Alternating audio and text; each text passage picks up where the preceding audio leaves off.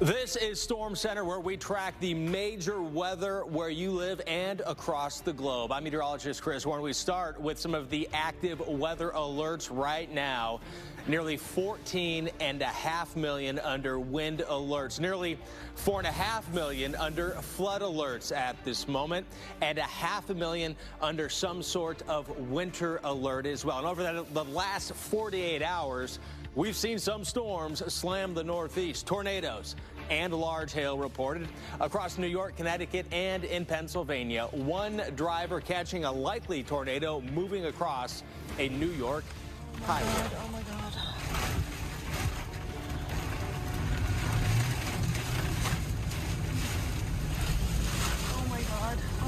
Oh my God. Oh my God.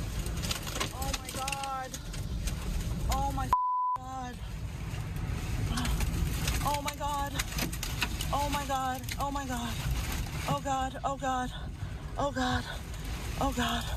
Oh God. Some scary moments here, and while that was going on in New York, a few hundred miles away, this is what we saw. Conditions in Vermont, snow, and a lot of it. There's also a lot of wind as well here in Woodford, and at times near whiteout conditions. Now, as we approach the top of the hour here on Storm Center, that means it's time to update you on the weather happening right now. And for that, we go to meteorologist Jackie Jarris, who's on the radar. Jackie. Hey, Chris. Yeah, we've got a lot going on at this hour in the west as well as into the northeast. So we want to get you started with where the active weather is happening as we speak. And we're going to start you out into the northeast, where we've got some cold air working in across the Great Lakes and bringing some scattered rain and snow showers across the region. And this is the kind of weather that can make it very difficult for travel, because you're driving along and everything's fine, and then boom, you get into one of these little squalls and it really drops your visibility. So a quick coating of snow will be possible, especially with higher elevations there. We're also tracking a little disturbance working its way across Indiana. Chicago, this is leaving you now, but Indianapolis, we've got 36 degrees and snow, so roads are going to be wet, not white. And then the Pacific Northwest, this has been a day for Washington State. We've had record river flooding, we've had heavy downpours, and we've even had some Coast Guard evacuations where people have been trapped because of the rising waters here. That's been happening especially close to the U.S.-Canadian border and across parts of the Olympic Peninsula as well. In addition to this, the winds have been gusting 50 to 70 miles per hour, and we've got tens of thousands of people here today without power. Tevin? All right, Jackie, so that atmospheric river started to unload there across portions of the Pacific Northwest, but it was the Northeast over the weekend where we saw some wild storms, folks. In fact, on Saturday, nearly a dozen tornadoes reported, including several on Long Island. That surprised some drivers. We're in it! We're in the tornado! Oh my God, we're in it! This videos! Holy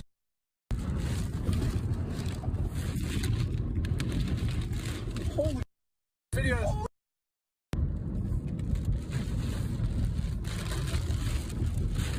We're in it right now. Crossing right in Sunrise Highway. Just cross Sunrise Highway. Just cross Sunrise Highway. Lots of leaves in it. Look right in front of us. Look at all these leaves. Look at all these leaves we're in. Oh. Right here. Keep it straight. 2.5. Crossing the road. Right in front of us. Tornado on the ground. Tornado. We're in the debris. Lots of debris. Oh my God. Oh my God is right. That is certainly wild for the month of November. Wild for any time of year, especially for New England. Several storms or several tornadoes that spun up there. In fact, some of these here through Connecticut and Plainfield and EF0, Cheshire as well. Saw some strong winds right around 75 miles an hour. EF0 damage there. 85-mile-an-hour winds in and around Branford. 2 EF1s, by the way, in westerly in Stonington. So those are in southeastern Connecticut there, with winds at 90 miles an hour here. And we don't typically think of tornadoes to come through, again, this part of the country at this time of year in the Northeast and across New England. This is typically where we see tornadoes in the month of November. The greatest chance, of course, right through portions of the Mississippi Delta here and into the Arkansas area and portions of eastern Louisiana for this time of year, but that was certainly not the case over the weekend. We look at the tornado count for the month of November, 23 total reports, 52 is the average for the month of November. Chris. It's happening right now. Let's take a live look here at St. St. Louis, where no storm in sight at the moment. It is sunny and warm. However, that's about to change. A cold front will move across the country, and it's going to send those temperatures diving, tumbling from the highs in the 70s tomorrow to highs in the mid-40s by the end of the week. Lows dipping below freezing. So some big changes are on the way here. And this is that forecast. By Wednesday, the middle of the week here, still on the warm side in the upper 60s, but rain will be moving in by the afternoon with some showers lingering around, and temperatures by Thursday morning, 37. So you're only going to get up to about 48. Here's what's happening right now with a look at the pressure lines on here as well. The surface pressure indicating that you have this elongated area of low pressure kind of nosing into the region here. And ahead of that is where there are a few showers at the moment. Also, some gusty winds making it feel even colder tomorrow as this system will be cranking across Canada, but bringing around the backside of this, bringing some of these stronger winds out of the north or even northwest. That cold northerly wind will be howling across the northern plains here. And out ahead of the cold front, there's going to be the rain. The moisture, that south to southwesterly flow, helping to transport this moisture in here. And then behind that cold front, boy, there's going to be some noticeable changes as far as those temperatures go. So we see the rain showers here on Wednesday. Remember, this is part of the story. The rain is going to proceed coming ahead of a big cool down. So enjoy the warmer weather if that's your thing here, because that's coming to an end. And we know, too, we're getting closer and closer to winter when we see that mix here. There's either going to be rain. This is Thursday night. And where it's cold enough, rain, snow, or even straight snow in parts of western PA and western New York. All right, here's the forecast then for Buffalo, going from the upper 50s to around freezing by Friday morning. Thursday with wet weather, 52, and then by Friday morning, so Thursday night into Friday morning, temperatures will be right around the freezing mark. Tevin? Fall, that time of transition, we are up and we're down and we're back and forth. Here at Storm Center, you can count on us to show you where the most severe weather is happening. But today, we're also highlighting the most notorious winter storms. And we'll begin with what many may remember as the storm of the century. Back in March of 1993, that superstorm brought heavy snow from Maine all the way down to Alabama. But it also, folks, whipped up extreme flooding along Florida's west coast. Let's go back into the archives and check out the superstorm of 1993 from Hernando Beach, Florida. What a sight, a frightening scene, in fact, that unfolded here 28 years ago. Look at the dangerous nature of this flooding. The high water, by the way, going through some of the doorways or nearly reaching the rooftops of many of these homes. The roads, by the way, have vanished. Driveways have turned into docks, roads into rivers, and boats now replace cars that used to line all of those streets. In fact, there's one car there. It looks like it is completely submerged, and then perhaps some first responders going through to make sure folks are A-OK back in this superstorm. Again, March 13th, 1993. Well, that superstorm also brought heavy snow and blizzard conditions all across the South. I'm in downtown Atlanta right now at Centennial Olympic Park. This is a nice day today. All is calm, all is quiet, it is sunny, and it is clear. But imagine it looking something like this when that superstorm blew through. Let's take you back into Atlanta in 1993 with a reporter in the middle of it all giving us a look at these conditions as they unfolded. Driving's not good anywhere. Not on the interstates of snow and slush, not on in-town roads, where walking is a less frustrating alternative. Bob Whitman and friends know it all too well. They braved northbound I-75 and lost. That hat's not helping much either. It got your attention, didn't it? But not everyone's getting help, professional or not.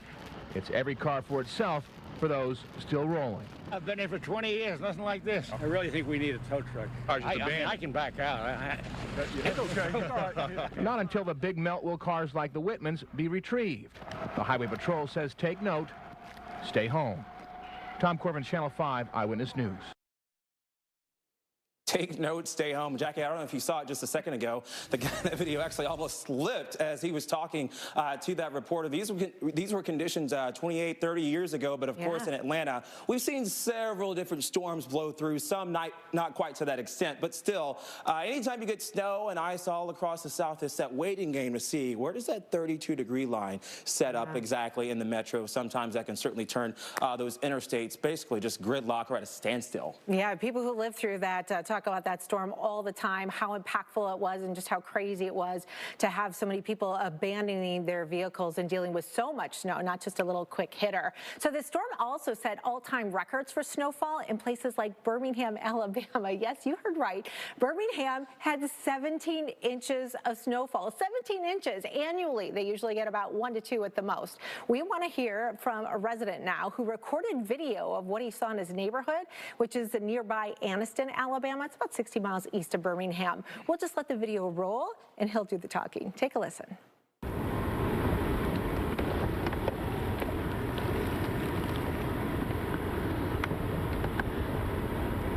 This is a Super Storm 93 that has hit Anniston, Alabama and the North Alabama area.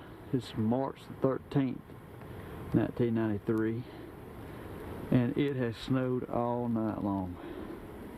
We have no power. Power's been out since 1 o'clock in the morning. Look at the pine trees. I'm telling you the truth. This is a major winter storm.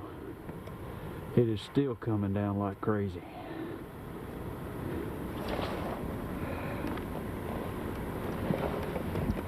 I guess we've got nearly a foot or more of snow.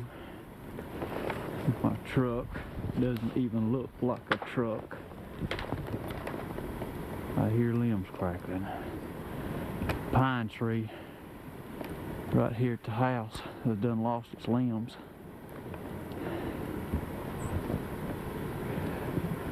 My boat, I don't know what to do with it. I think we got 2 foot, 3 foot right here. I don't know. Let's see. It's pretty dead-gum deep. Lord have mercy. I haven't even got a driveway. I've got a sled way. I've got to get that snow off them cars. I don't know what I'm gonna do about the roof.